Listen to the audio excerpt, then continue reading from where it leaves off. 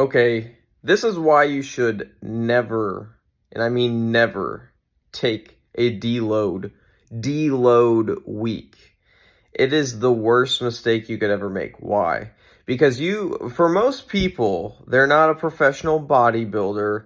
Fitness isn't their career, and they've got a bunch of reasons they could get sucked into other parts of life and not work out. So what's the problem with deloads? You've got momentum. You've been focusing on your fitness. You've been doing your fitness so much and so well that your body might actually need a little bit of a recovery phase to get optimal results and for you to be healthy, the healthiest, for your joints, connective tissues to, kind of catch up. Your body can get to a point, and it's common if you push, for example, if you push weights really heavy, whether it's for a strength gain phase or for a hypertrophy muscle gaining phase. I've heard Dr. Mike talk about mesocycles. Dr. Mike Israetel from Renaissance Periodization. You fitness YouTube content consumers probably know who he is. Well, it's common, to work out for maybe like 7 to 8 weeks, or even you could go longer. You could go 16 weeks if you really want.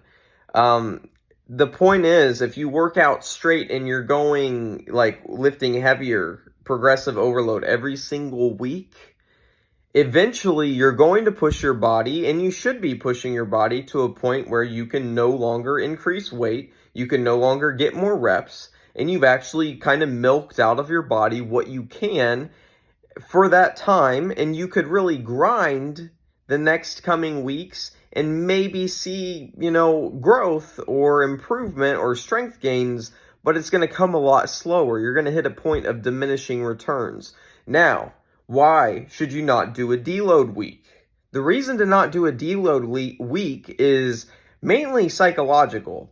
The word deload to me means we're gonna fucking take it easy. We're gonna stop the momentum. We're gonna chill. Now, there are active deload weeks where you go to the gym and you lift like a bitch and you lift lighter weights than you normally do. And actually, that type of active recovery is seen in some studies, according to Mr. Dr. Mike, I believe. I've heard him say sometimes that can actually produce better recovery than pretty much doing nothing. And you also can get some practice on, your exercises, still getting in more reps. Not at the loads that will make you gain a bunch of strength or gain a bunch of muscle, but every time that you practice a movement pattern, and when you practice a movement pattern with really light weights, you can get good results in just training your central nervous system and just training your freaking self-identity matrix structure thing to do that little type of movement more, and to have a little bit more variety with how it can do that well with different loads. I mean, that can be good. It can be a technique improvement phase. But the main thing is, I would say never say I'm going on a deload week. I've went really fucking hard on my fitness for periods of time, and then I'm like, I really legitimately got kind of beat up, and it was time for a deload week. But don't think of it as a deload. Why? Think about the John Wick movies. I want you, if you're serious about understanding this concept of never doing a deload week again, I want you to go watch, go get the streaming service that has them, or go purchase them, or, go to a Blockbuster if you can even find one of those. Go to a Blockbuster that's, empty and there are rats in it, and see if you can find all 4 John Wick movies and watch them in a marathon. Okay, why are we doing this? Because you got to look, when in the 4 movies of John Wick did John Wick ever go on a so-called deload? He went in fucking retirement. And why did he go in retirement? Is it because God, Tao, the multiverse, reality with a capital R, or anything like that, really pushed him like, okay, you're ready for retirement? No, dude, no, that's not why.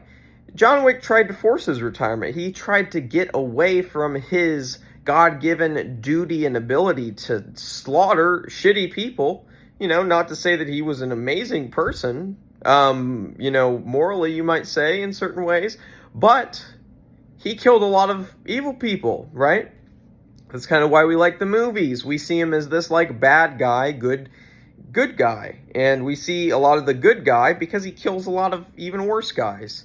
And it's this relative morality thing we like to, relish in, kind of. And also, he's just badass. But when did John Wick get the most fucked up in his life? He went on his deload. It was more than a week. He went and got retired. A lot of people die pretty shortly after they retire because they lose their purpose.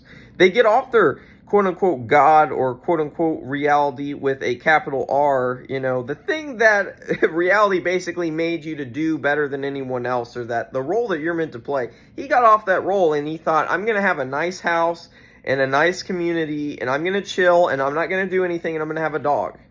And this is where it all got fucked up.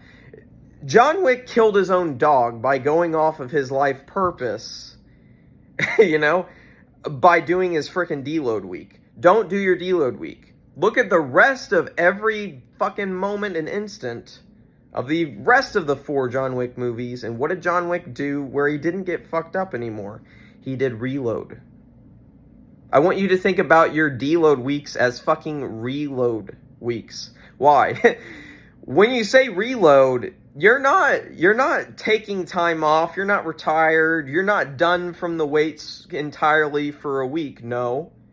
You're fucking taking time off so that you can go smash it harder than ever and get better gains than ever. Now, some people will think of deloads in this way already. That's how they interpret them. But I think there are some connotations to deload weeks that will get you worse results than if you were to adapt the concept and phrase of a reload week. I'm fucking reloading, bitches. I'm gonna go fucking get higher PRs, more gains, more striations, more fucking shredded glutes, fucking 8-packs, 10-packs, freaking, lat veins. Like, you're gonna get super lean, super jacked, super strong. And it's all going to be because of this fucking reload week mentality. You're going to fucking crush it harder than ever. You're reloading so you can fucking blast all of the excess body fats and all of the lack of strength relative to your maximum genetic potential. You're going to be fucking blasting all those bitches after you reload for a week, for a few days, for whatever it is, whatever it takes. You reload a certain weapon, it might take longer than another. If you really actually got to the point where your entire, like, lower body musculature and joints and everything was just smashed from a really hard lower body phase, that might take a little bit longer to reload than, I really pushed my biceps or my side delts, as we might say, hard this week. Like, I need a whole week off to recover. Probably not. But anyway, I think you guys get the idea. Do fucking reloads.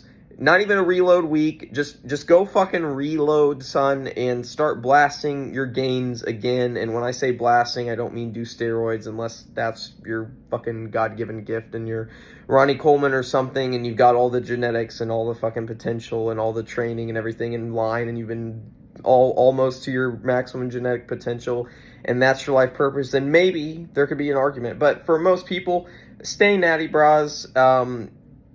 You'll probably still look better than me if you actually give it your full effort. Have a good time, guys. Do it. Reload. Blast it. Not on roids. Just fucking shoot down your lower potential for aesthetics.